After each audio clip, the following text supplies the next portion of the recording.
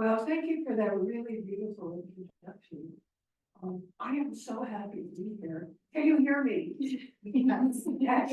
She has a booming voice. I'm very happy to be here. So I want to thank you for coming out in this miserably rainy night. You may or may not know that this is actually a reunion tonight. Reunion, Alison and I are having a reunion. She was key and involved in publishing my first chapbook, which is not mentioned in the introduction, largely because it's a chapbook and not a book. But it's the first book that I put into the world, and because of Alison. You gave me my start. So as I was preparing for this reading, I thought, well, I need to read a poem from that early book. I got the early book off my shelf and I opened it up. And the first thing I saw was a poem called Fire Then Is Rain. Now, the title of the book is Living in Firemen, so there's already fire. This is the new book, Turn Up the Heat. Wow, I've been writing the same poem for all this time. And so I'm going to ask all of you to indulge me in, as I read as an introduction, this very, very early poem. And I could say lots of things about it as an early poem, but take it as an early poem. So this is called Fire That Is Rain. And it's very much set in the landscape of Connecticut, which is where we all were living. One, and the rain comes down steady and hard all night long. The puppies howl into their bowl. During the day, I run from the river, turn away from its sound. In the morning, wind comes up behind rain. The willow's broken branch explodes under the tires of the car. The birches bend back, ready to throw stones. In the rainy season, the landscape ignites like wet, smoldering hay. All afternoon, the house trailer blazes. I watch from the clearing while you get soaked. We come home. Then you smell of smoke and burning flesh. I make warm milk. You drink. When you sleep, you curl around me like a snake. I am awake the whole night long. Shadows touch me. In the morning, I make coffee and I drink it black. Nothing warms me. The next night, I dream. I run through fires. I burn my feet on embers. Flames warm my hair. In this town in Eastford, they never burn witches. I wanted to be another kind, blonde and gentle, friend of the woodchuck, otter, and the squirrel. But the hawk flies above me. My sleek rabbit eats her young. My fish belly up in a tank. Living firemen, I count nights by fires. Firemen love dark women the way they love fires. They eat from our hands. They come to us in the dark. They wear uniforms and go to meetings. Fighting fires is a science, and witches don't exist. All day I make my potion, your drink, the good rich milk, spiced with drips of wild sorrel and ash, laced with acorn shells and mashed skunk grass, touched with the flesh of chameleons. The river calls and calls and calls my name. My back is turned to the water, and the rain burns hole in the dark. So beautiful.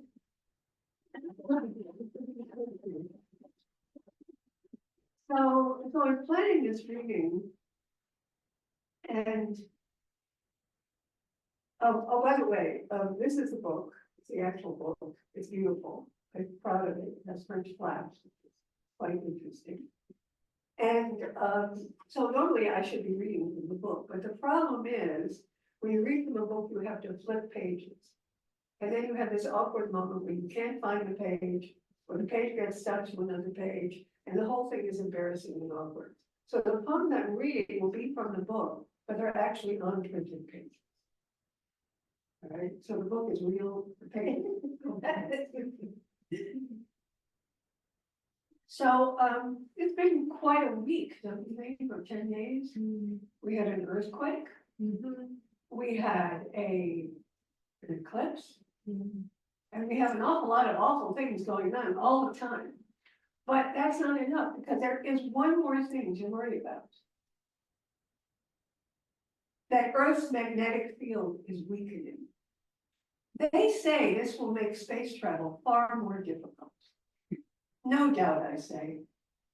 No fucking doubt.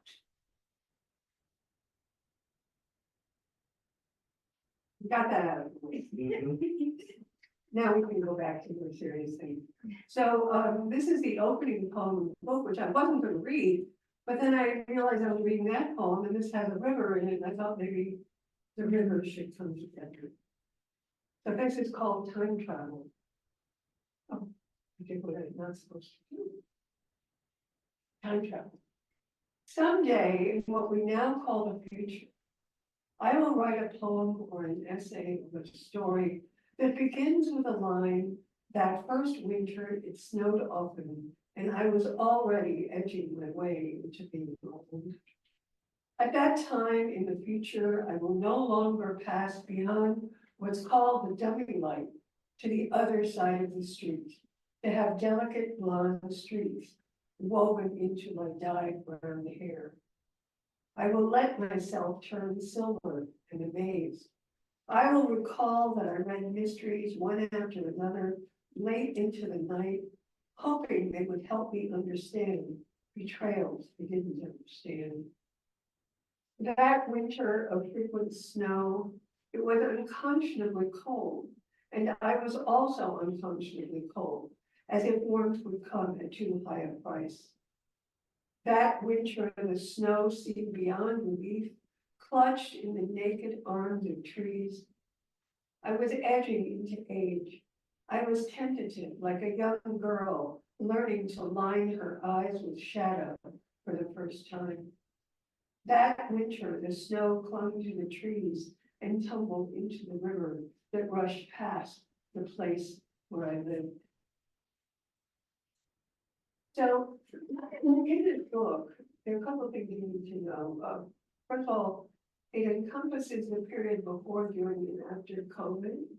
And right before COVID, and I mean like in the 5 minutes before COVID, I went to Sardinia. And Sardinia is a very strange place. It's a continent. It has its own language. It has its own flora and fauna. It's a very strange place. And one of the things about it is that they have a feast day for Saint Anthony of the Desert.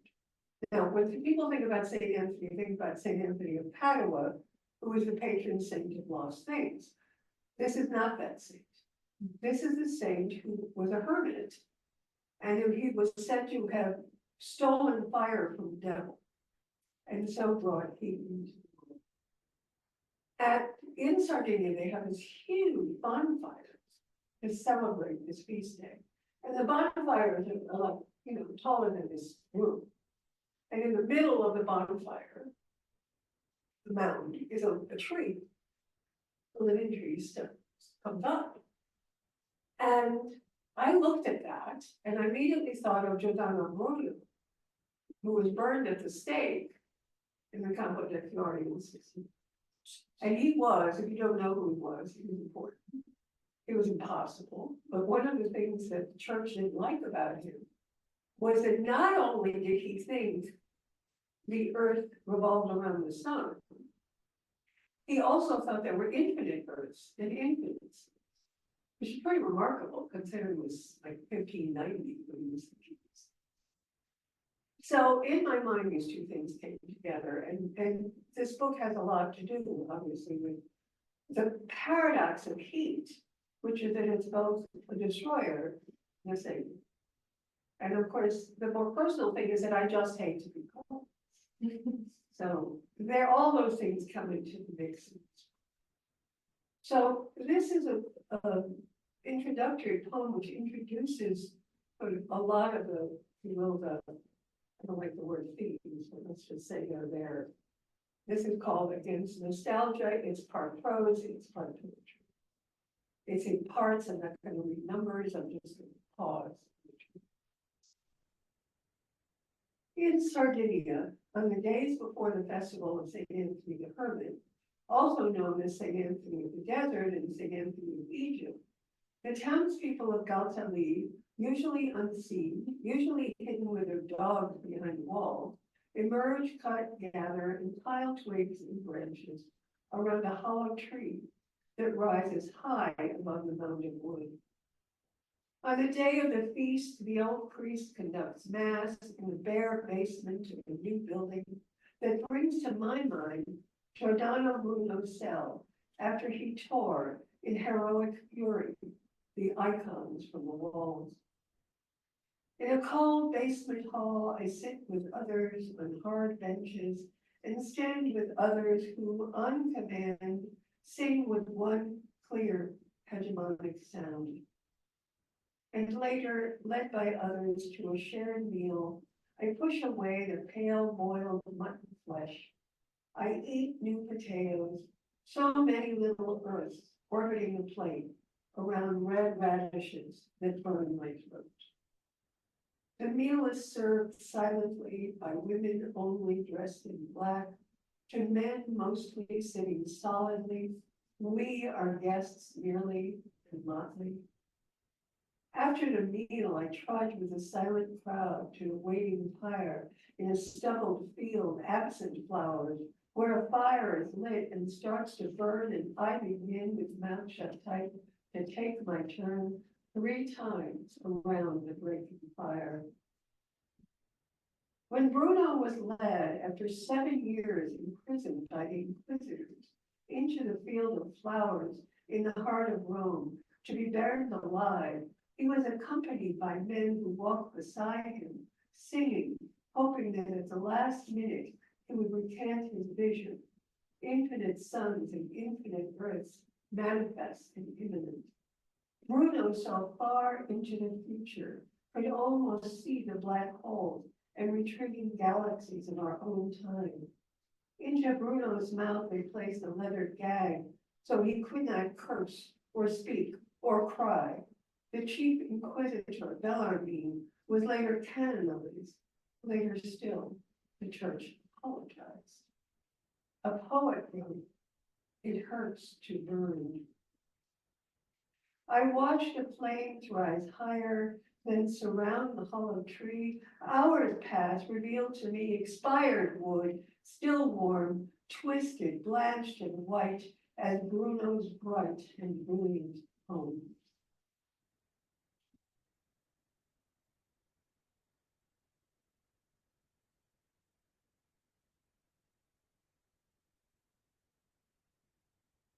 The thought about gambling was his poem is called The Gamble. And Galtalee is a town, and so is Ormsday. The Gamble. If you find me face flat down on the road between Galtalee and Ormsday, do not assume I require prayer or pity.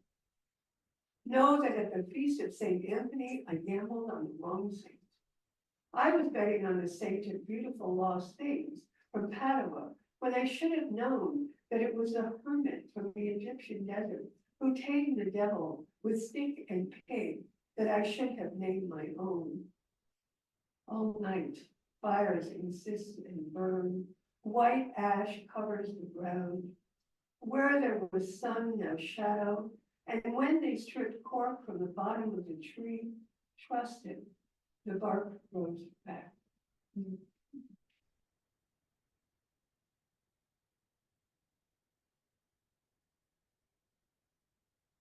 I'll read the title. I skipped one. I decided I want to read it.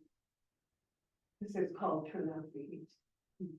The first thing I did, by the way, when I got to my hotel, first thing I did when I got to the hotel is I said, I need more blankets. The second thing I did was turn up the heat. It's going to be boiling hot. Turn up the heat. All day we have been talking one way or another about heat. We wanted at first a 2-faced wood stove one that would warm one room and another at the same time. And then we thought of two wood stoves, easier to install, less damage to the structure of the rooms. Those who know me know that I fear nothing more than I fear cold. We decided on two stoves that could be installed at different times that would serve different needs. We all have needs, but they're not always the same needs. My need is to avoid cold. My need is not to be afraid of what I fear. Later, we talked about fear, how some are afraid to walk down the streets at night, or afraid to step outside of the house now that the entire planet is sick. My fear seems small, just the cold frightens me. They say that what we most fear is what will kill us. In the hospital, where I spent too much time, I begged for warm blankets. Sometimes they had them, sometimes not.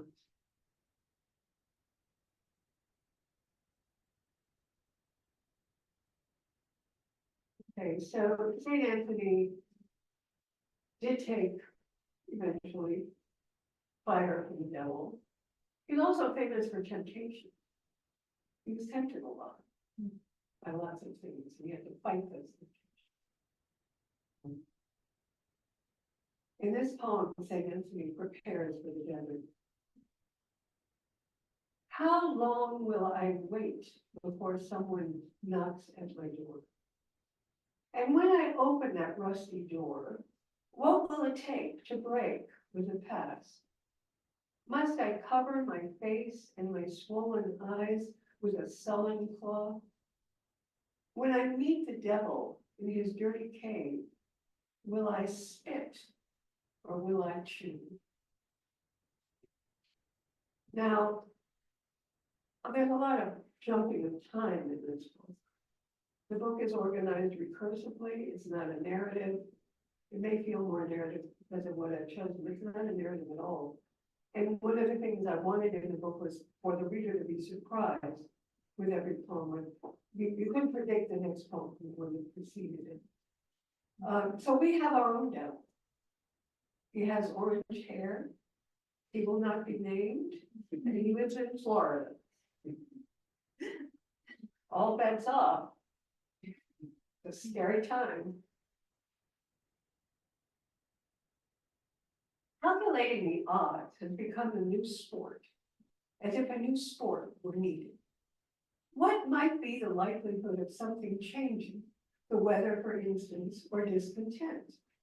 The drain in the bathtub has stopped working, no way to hold the water in the tub, so everything drains away. At least it drains, and the odds were that if something went wrong, it would go the other way, and the tub would stay full of scummy water, getting colder by the minute. Sometimes one can beat the odds. In a larger context, we resort to hope, because calculation reflected upon becomes too risky. What can we do when the guilty party eats the evidence, tearing paper into tiny pieces, then stuffing those pieces into his filthy mouth or into the toilet? What were the odds of that? Odd it was indeed, but can we ever really calculate the outcome of such actions? I just want to say that that was written before all the documents were discovered in Mar-a-Lago. And we all had rumors of him chewing papers. And then Mar-a-Lago happened. So our own version of them. Would you be okay with time? Oh, yeah. Just making sure my reader was off. So we're back to St. Anthony, who actually does now go into the devil's cave. St. Anthony's speechless. No vernacular in the icy desert. No pretty speech at the mouth of the cave, where the devil hoards fire. The devil is a fool, cannot tell the difference between a stick and a snake or a pig and a pope. When Anthony's pig reaches the cave, he runs wild. He grunts and raises hell and hell. And so Anthony, holding a stick, hiding its fire, calms the pig, comes out of the cave, brings heat to the world. The pig went in to make the devil go nuts. So the pig is doing his job, and then he goes and says, the pig. You're a nice pig. A little more about language. This poem is called Confusion of Tongues. And it's kind of an ars poetica for the book. When I said constellation, my friend heard consolation, and my friend was not far along. I was talking about the constellations of words that form the grounding of my so-called work, life, my consolations. Thus, light and heat, heat and light, light and air, water and light, fire and light, air and light, light and light.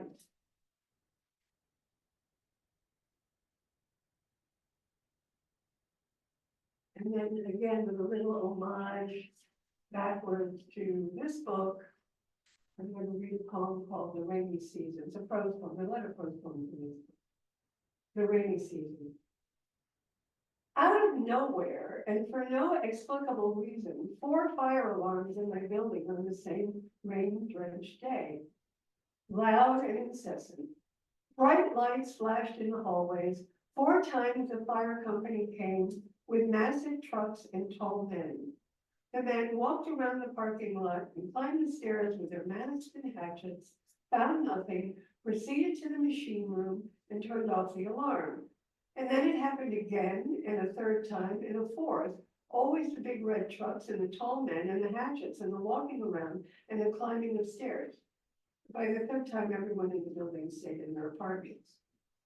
This is what passes for excitement in my life. Also that the small cat, striped to the hilt, morning and night, curls comma-shaped against my thigh. For months, she licked the fur off her belly, a manifestation of anxiety. There have been no more alarms today. It has stopped raining. Fur is growing on the cat's belly.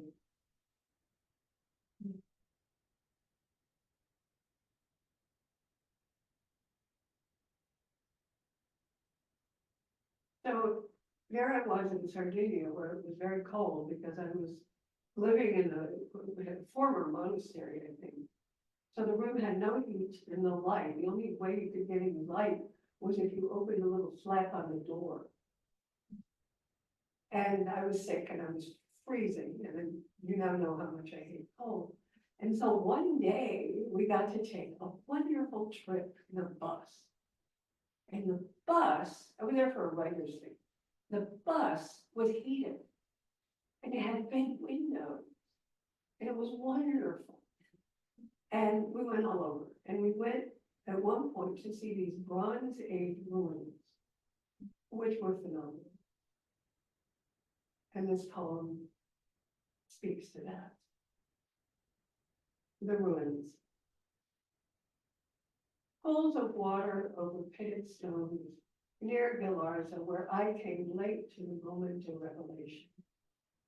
The women teaching said a grave, said all were once alike in a huge pit, men and women and children in the same place. Even dogs were buried together until invaders, men, built towers with circular stairs I did not climb. And after the towers, it was everyone interred alone in death. Walking away, I saw coming towards me ewes and their lambs in the rare grass, bells at their necks, ringing a new story. I'm going to end there. Thank you very much.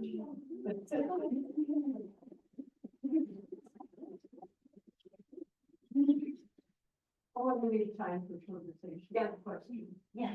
More, that's good. That's good. I always say, leave them wanting more. You know, what's funny is I've been doing a lot of readings, a whole bunch.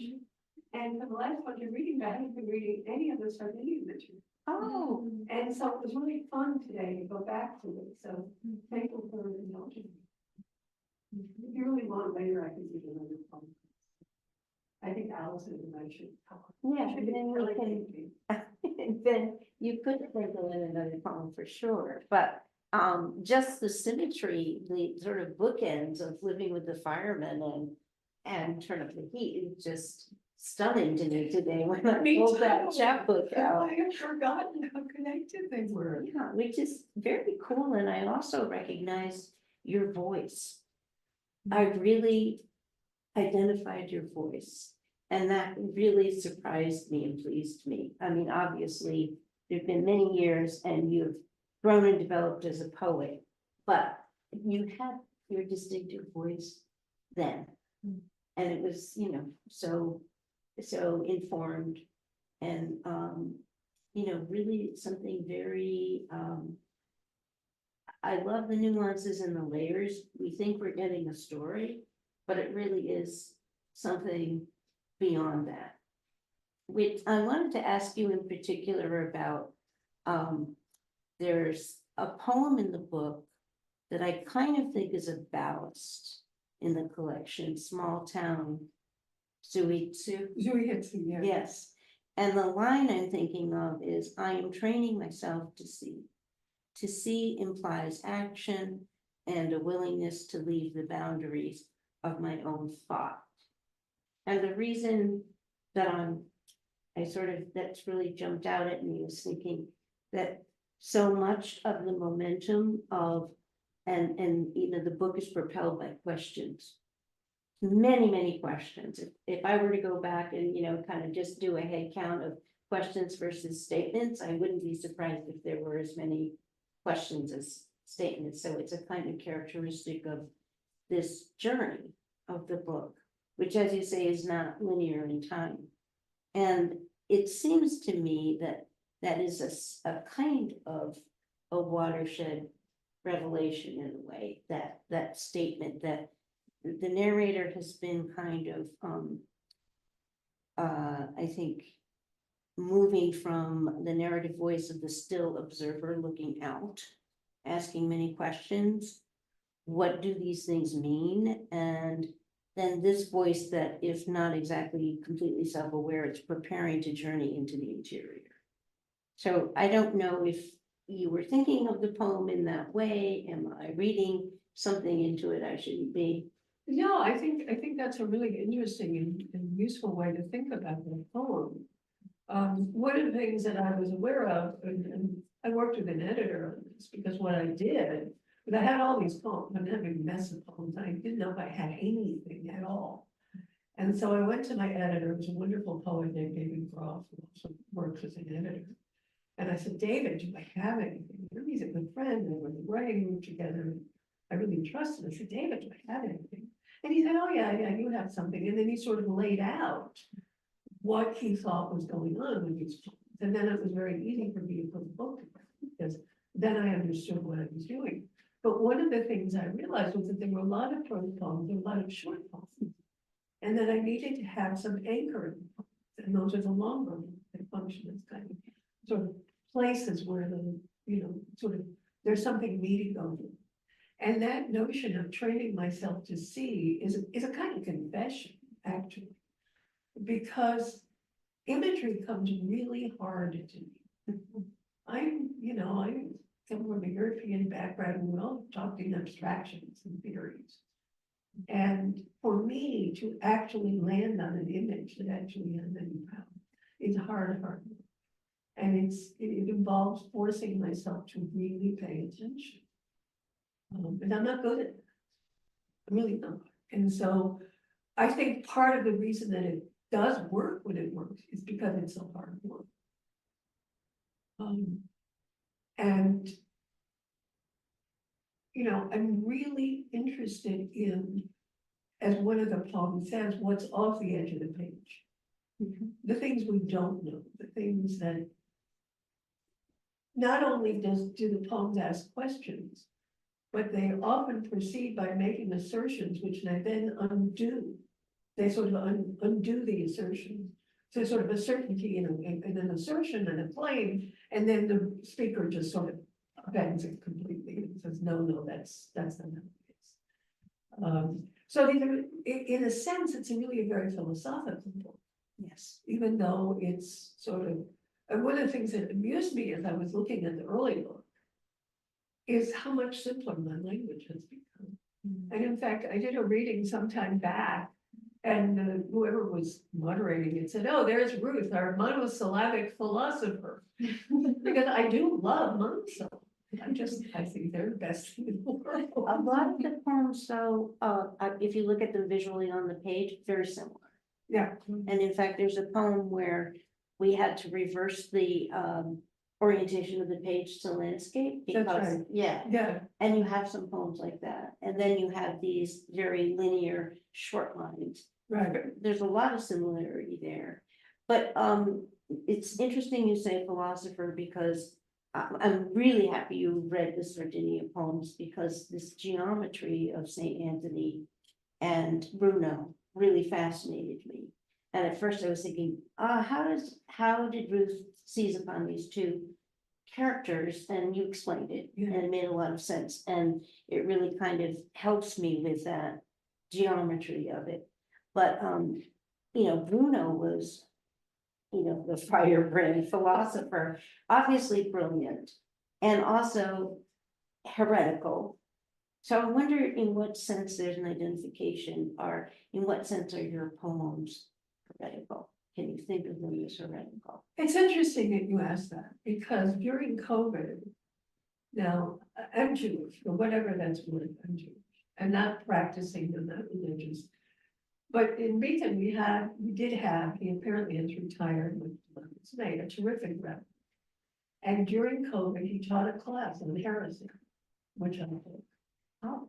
And one of the things I learned is that heresy always points out the orthodox. You can't know what's heretical without knowing what's orthodox. And my journey as a poet has been as an outsider. In other words, I never went to poem school. I didn't get an MFA. I came to it very late in a way, with a great deal of doubt about all of it, like who could really be a poet? Everybody in my family was a scientist, so I couldn't be a poet. Oh, that makes Yeah, sense. they're all physics, physicists, my mother was a doctor, they're all scientists. And in some way that always felt heretical, because I was in some ways, too straightforward for the language poets. And I'm not a narrative poet, and I'm really not interested in what happened to me last Tuesday. I mean, really not, because mostly last Tuesday was like I did the laundry. So I have to find things that will interest me in order to write, have a constellation. And the idea of intellectual martyrs and heretics really interests me. I wanted to somehow squeeze Gramsci into this whole thing, because he was from Sardinia, in fact. But it turns out that his writing is so turgid that I could not identify with. And the life of Bruno is so exciting. The life of Bruno is, I mean, he hung out with Shakespeare. He did all kinds of wackering things. And, that sort of willingness to do anything for his own thought. I love the energy because that gives the book this enormous energy, because there's a lot of observation that, that's the poet's lens going on. I have a couple of sort of personal questions, but I wanted along these lines to ask you if there's something implicit in the book that we can understand. What is the world the narrator asks us to imagine or to make? We know what is being interrogated. We know what is being displayed for its truthful ugliness. Well, I think one of the things is sort of the Goldilocks response, which is we don't want things too cold and you don't want things too hot. You want things somehow to live. And in a way, I suppose there's an implicit argument about the climate, even though we're not talking about the climate. But the idea that that if you allow things to heat up too much, there will be death, there will be destruction. And if you don't allow things to percolate and, you know, boil a little bit, there's gonna be nothing but coldness. And it's the idea, I think it also, the poems interrogate my own fear of my own emotion. You know, the ways in which any one of us fails in empathy or fails in warmth without making it biographical or making it, you know, confessional, but to say, you know, we're all implicit in this failure to really understand suffering. But that doesn't make sense. So in a way, it's sort of a challenge to binaries, to challenge to the binary structures by which we seem to organize the world, and which seem to me to be entirely false, and increasingly so. Another reason to choose Bruno with his multiple universes and multiple Exactly, Earths. exactly, Yeah. exactly. And they can go on and on, and, you know, I'm in some ways, you know, one of the most conventional people you want to meet in terms of how I live my life. You know, I've been married to the same guy for, you know, 30+ years. I, you know, live in a house, I do laundry, I teach. I mean, I don't live an adventurous life. My big adventure is coming up, which is I'm going to Nepal. Oh, you are? I am, Oh, that's magnificent. yeah. I know, I'm going with the same people that I went to Sardinia. Oh, this is wonderful. Yeah, so who knows, maybe the next. Oh, there's not gonna be another book out of that for sure. I hope. One of the things that, and I know this about you and your life, not as a poet, but your life is 8 years being sick. Yeah, And the narrator alludes to. So I was just thinking, I'm kind of wondering, and it comes up not a lot, a tiny bit. It's not, this book is not autobiographical, but it explains a lot in a way. And just wondering if you can touch on that and how that fact is important to you. well, I play this game with myself. I was sick for 8 years. It wasn't cancer, it was mainly malpractice. But a lot of damage got done to my body. I don't have a colon, for instance. I lost most of my hearing from the medication it gave me. So I'm damaged goods, just put it that way. And I play this game with myself, which is it took 8 years to get me well as I am. And so I think, well, I lost those years, so I'm really not the age I am, I'm really 8 years younger. So part of what happened with this book is that there was a kind of rebirth, a kind of re-energizing of myself, and a kind of dedication to the seriousness of being a poet, which I had never fully taken on. I mean, I was always sort of like, oh, I'm sort of a poet. I guess I'm a poet. So book 4 this is book 4, full-length book of poetry, is a completely different experience than the other 3, where I'm sort of timidly putting them out into the world. This one, I'm really, you know, I'm out here, I'm here, I'm blue here. So there's a kind of re-energizing. And I think it also had a lot to do with losing my job at NYU, where I was for, you know, many, many years. And suddenly I had to invent myself. And I had to invent myself in a way that would make me happy. And I did. I got to do all the things that I love doing at NYU. But I don't have any administration telling me that, you know, I'm too weird, too touchy-feely. Because when I teach, what my students do, at least in the beginning, is they sit on the floor and they play. And then they do the writing in the class. They don't go home and write a poem, and we come and get together, and then everybody said, oh, the adjective and the line, 4th line isn't working. I mean, I just can't do that. So they didn't like that, you know, because putting people on the floor, you can't play. You sure you're conventional? I am. I live a pretty conventional life, except what I'm teaching. What advice would the mature poet give? What would you like the young Ruth Danon, the young poet starting out to know? What advice would you give her? I've been asked this question a couple of times recently. And my answer is this: one is, don't be afraid. The second one is, don't be alone. In other words, writers, especially, I mean, I certainly had this. You go into your garret and you pull it all out of your stomach. And you have deep feelings. And you have all these deep feelings all by yourself in the garret, and then you make poems out of that. I don't think that's how it happens. I think to be in the world, I think you have to have colleagues. I think you have to have readers. I think you have to trust the writing that will teach the writing. Just do a lot of it. I don't think you have to say every day I'm going to write a poem. I don't think you want to make it into torture. I think you want to have play. I think you want to have fun. And I think the big thing is, don't be afraid and don't be alone.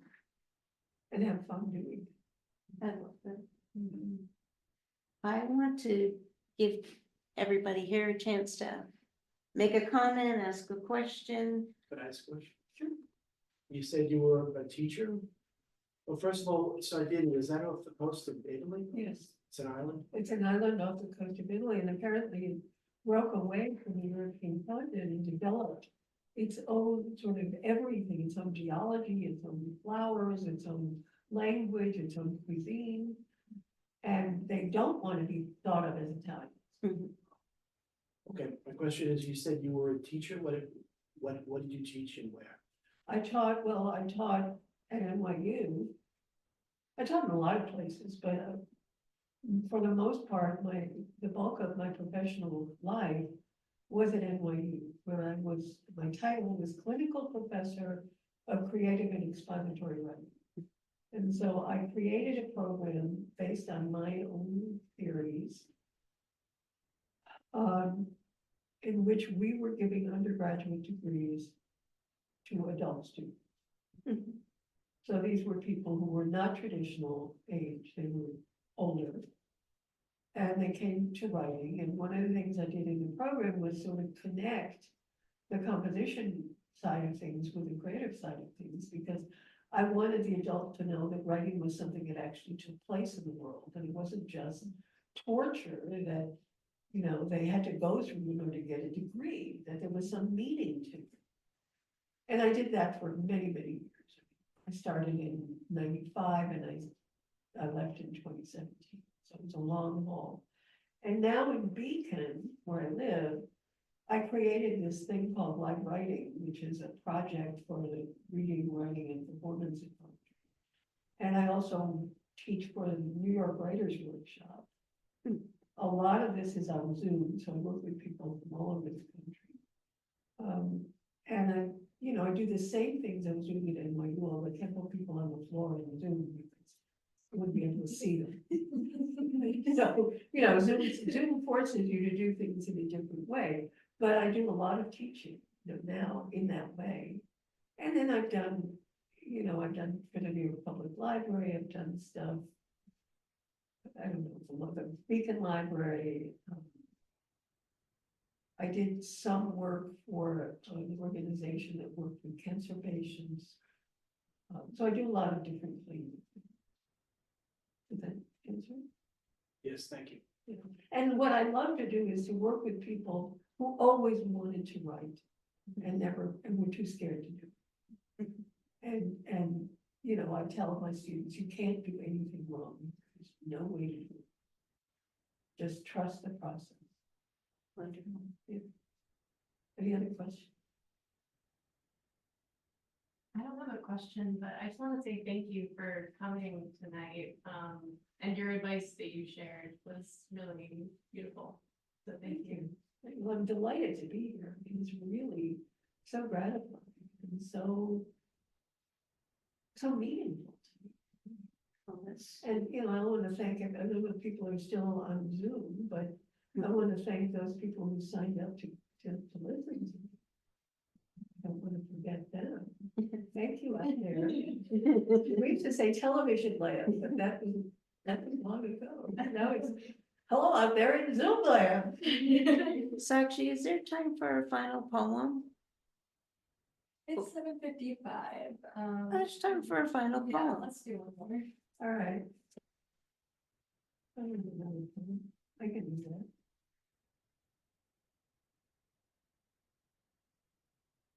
One of the things about me is that I love cats. They're in your book a lot. They're in my book a lot. And, but no, maybe I won't read the cat poem. Maybe I will read a slightly funny poem or a sad poem that's also funny.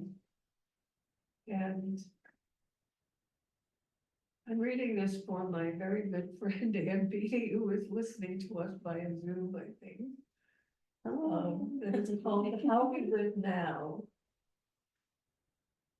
I have heard lately more than once of men falling out of their beds. Sometimes they hurt themselves falling out of bed and so resort to sleeping on the floor. And I have heard as well that the women living with the men who fall out of their beds are forced to sleep alone because the force that forces these men to fall out of their beds is dangerous to the women they sleep next to. I have heard lately of women eating dinner alone because the men who fall out of their beds and sleep on the floor go to sleep very early and so are not awake when the women are hungry. Don't you think these are strange times? We are wearing our masks indoors. When the women eat alone, they become particular. The place setting just so. The candles lit, one glass of wine, one piece of chocolate to end the meal. This is how we live. This is what we have come to. That's my favorite. Thank you. Well, thank you for that really beautiful introduction. I am so happy